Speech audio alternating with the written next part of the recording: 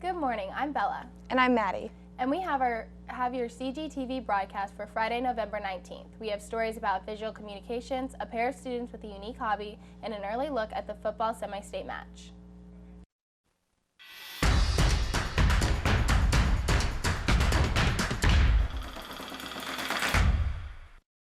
Visual Communications is a class that focuses on digital drawing and animation. Brendan Martin has the story. Visual Communications is a class where students work creatively to make graphics using Photoshop. The course is available online through Global Campus and in person. I've enjoyed learning how to use Photoshop just because it's a really useful skill, and I've used it for my portfolio for colleges and helping design invitations for my brother's wedding. So overall, it's been helpful in other aspects as well, but also just getting to use Photoshop is a useful tool.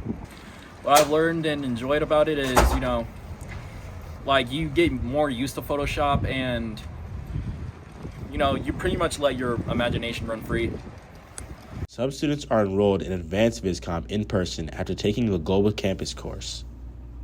I think an advantage to having VisCom online is you basically have most of the time to yourself, and have the time to look and adjust at some things, and things that have an advantage in person is you can always ask your teacher some questions, what you should improve on, always have to check through some things. And I would say I like doing VisCom online just because I've had more time to work on the projects for myself, and I like having doing it on my own computer at home. But I also like doing it in class because if I have any questions, it's really easy to ask the teacher and find out what I'm doing wrong, or have her suggest it immediately. Plunkett was also in a Global Campus course before, but is now in Advanced VisCom in person. So VisCom online was a lot self-driven. I had to convince myself to start working on projects and make sure that I stayed on task, versus right now it's nice to have that class time where I'm required to work and I have. During the school year, VisCom will be in person, but during the summer, VisCom will be available as a Global Campus course. Thanks, Brandon. Next, we have a story about two CG students who run their own clothing company called Summit. Genevieve Konajinsky and Viola Miller bring you the story. Senior Drew Curtis recently started a streetwear brand called Summit USA. He and his friend make designs from scratch and screen print their own clothing. They started selling online, and all of the company's processes are based locally. It's been cool because you have the freedom to express yourself through the clothes that we make. It's also been a difficult process because we had to learn all new skills and techniques within printing and designing. They've both spent a lot of time learning the screen printing process and getting all of the materials necessary. First, we'll flood the screen that has the image on it with ink, and then we'll pull it through onto a shirt, and then we'll put it over there and dry the image with the flash dryer. And we just decided to start making our own designs and put a little spin on it. Summit recently released 6 new pieces on July 9th, and they're in the process of planning another drop for the near future. So first, we want to be able to get out of Indiana, maybe go to Chicago or eventually LA so we can connect with other brands. And then we also want to further design and get more deep into cut and sew garments. Our favorite part would probably just be being able to watch our brand expand and see our audience growing and the support that we get, and already being able to communicate with a few popular people.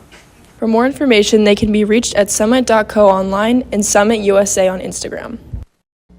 Thanks, guys. Later today, your Center Grove Trojans take on Ben Davis High School in the football semi-state match. We talked to the players about some key events of the game and the importance of this game. Ben Barenko has the story. Tonight, Center Grove puts its 26-game winning streak on the line when they face Ben Davis for a berth in their third consecutive state title game. Center Grove defeated Ben Davis 45-21 in the fourth game of the season, but the Trojans only led by 3 at halftime. The importance is to try to have a complete great game, but you got to have a good second half if you're going to finish the game out with a win. Ben Davis is a good team. They did some things to us in the first half that we had to make adjustments to, and we didn't get it really figured out until about halftime, so we were better in the second half because of some of the adjustments we had made right before halftime. A bad first half.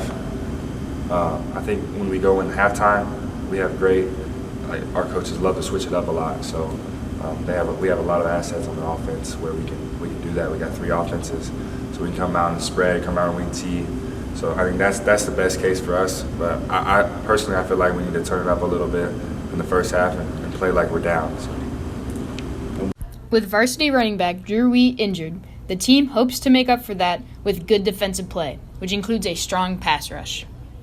Yeah, and paying the corners. That's why I was so adamant about it. But yeah, just definitely getting to the quarterback in about 4 seconds, and then our cornerbacks just guarding and doing their job.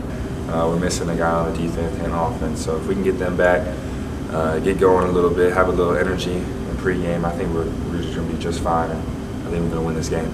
And don't beat ourselves at Center Grove, not make mistakes, cut down on all the mental mistakes, and be effective tacklers and blockers.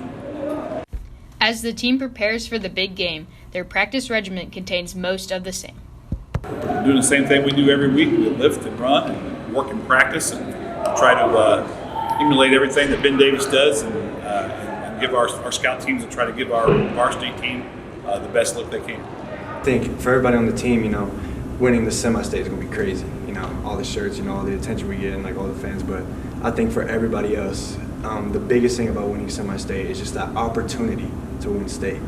They don't really care about the shirts. They don't really care about the hype. They just care that they're going to state next week so they can get earned. So I think the importance of the semi-state game is so we can get to state. Record, it's the longest winning streak in the state right now, and it's our longest winning streak here in the history of our school. And just to win one more game is what it's all about. And not only to win the 27th game, but that would be the game that would put us back in the state title. As the Trojans take on Ben Davis, they look for their 27th straight win and the opportunity to play for the state title. Thanks, Ben. The Trojans take on Ben Davis at home at 7. That's all we have for you today, CG. Bye.